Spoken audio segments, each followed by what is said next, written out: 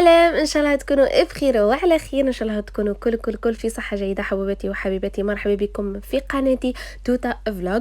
انا حطيت لكم اسم الانستغرام تاعي هاكا توتا فلوغ، حليته جديد ما فيهش لي زابوني ياسر، دونك حليته جديد. الاخر استغنيت عليه. هذا البنات نصحكم تروحوا تابونيوه كامل، دوكا نخلي لكم اللوليا تاعو تحت لا فيديو هذا، ولا روحوا اكتبوه دوك تلقاوني مبارطاجيه فيه الفيديو هذا. دونك نبداو على بركه الله. حنطيب هنا قناويه، غسلت الخضره تاعها، حنطيبها على طريقتي الخاصه.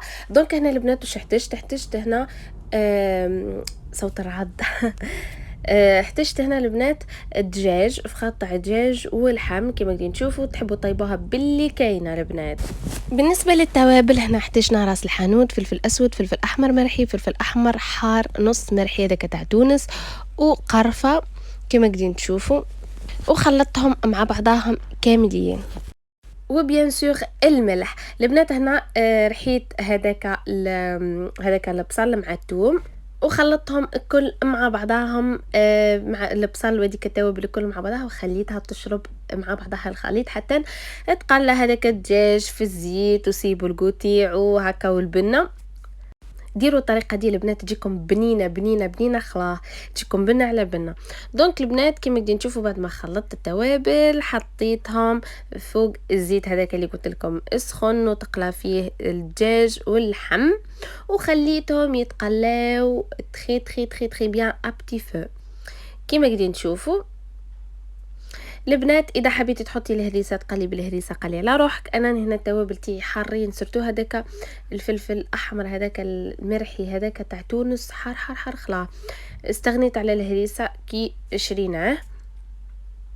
هنا بعد ما تقلالي هذاك البصل والتوابل ودخل في بعضها هذاك التقليه دخلت في اللحم وكلش، رحيت هنا زوز كعبات طماطم، واحده كبيره شويه واحده صغيره، ورحيتهم تخي بيان كما قاعدين تشوفوا، باسكو القناويه ما تحبش الطماطم ياسر.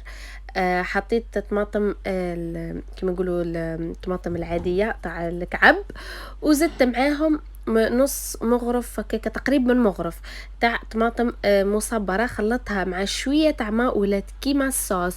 كما تشوفوا خففتها شويه باه ما تبقاليش عاقده، فوالا كيما قاعدين تشوفوا جات كيما الكاتشوب المهم هذه طماطم الحاره، انا نستعمل الحاره نحبها نموت عليها الحاره وبنينه خلا.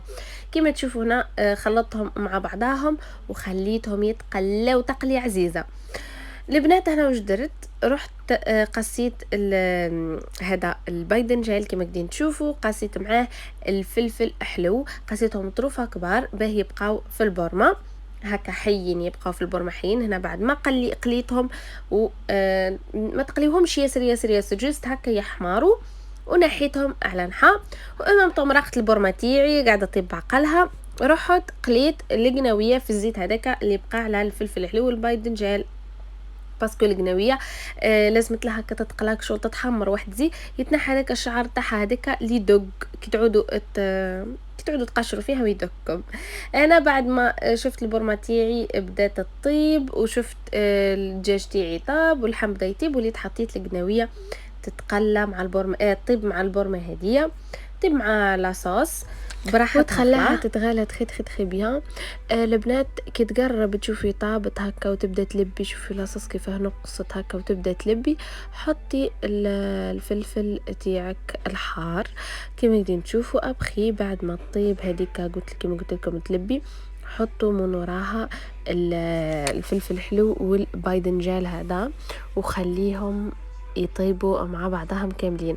بصح البنات الباذنجان والفلفل الحلو ما تخليهمش ياسر يطيبوا، اما يذوبوا، خليهم شويه جيست هكا ما تبكبك هكا بيان نحيهم. شوفوا هنا حطيت في الصحن ليسونسيال البنات، جات بنينه تهبل.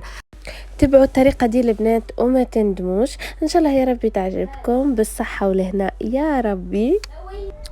وما تنسوش انكم تشتركوا في القناة فضلا وليس امرا، والى اللقاء ان شاء الله في فيديو اخر. الى اللقاء.